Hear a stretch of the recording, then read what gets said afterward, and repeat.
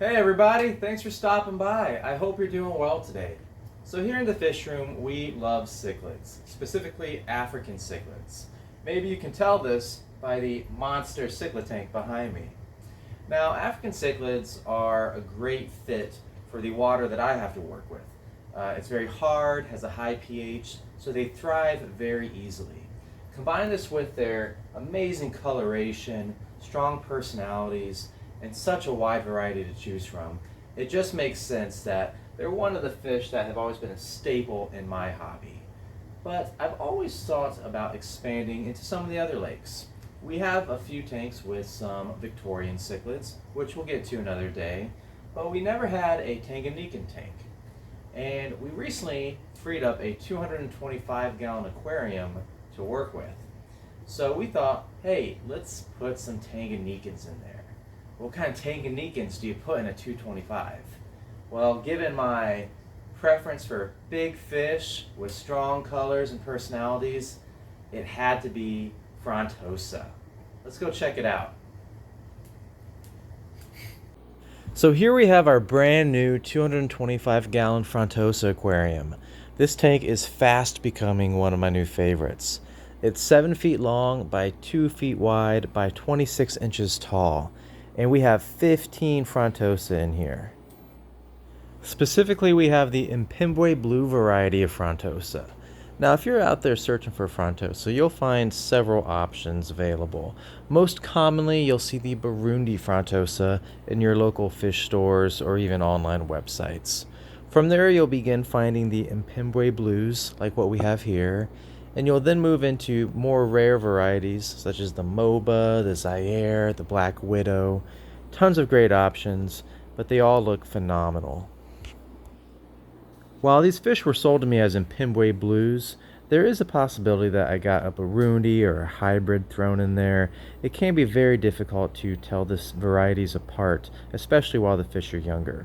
So if there's any Frontosa experts out there, please drop a note in the comments below. I'd love to hear your feedback on if you think any of these are not the Mpimbwes. Let's talk a little bit about tank setup. So as I said, this is a 225-gallon aquarium. That's going to be sufficient for the time being, considering that I have 15 younger specimens, though long term this probably won't be big enough, and we do have plans to build them a bigger aquarium in the future. I keep the tank at 76 degrees Fahrenheit, which seems to do just well for these fish. The filtration is a Fluval FX6 canister filter, and we also have a couple air lines running into sponge filters to serve as backup for other tanks as needed. Something about this tank I'm really excited for is the live plants we have in here. We took several shoots of jungle val from other tanks and transplanted them over here. Now, some of the shoots have already been uprooted by the Frontosa, but others, like these, have stayed pretty good so far. So this will be a fun experiment to see how these grow in, and I look forward to sharing the results with you in the future. As far as foods go, Frontosa aren't too demanding. They'll readily accept pellets and other prepared dry foods. Now, with any fish, it's really good to offer a wide variety to make sure their nutritional needs are being met. But as long as you have a high quality pellet or stick food to serve as their main dietary staple, you should be good to go. Some sources will tell you to avoid foods that are high in protein content from animal sources, such as bloodworms, mice, shrimp, etc., as it could lead to the disease known as bloat. I've never studied this myself, but it's just something to keep in mind.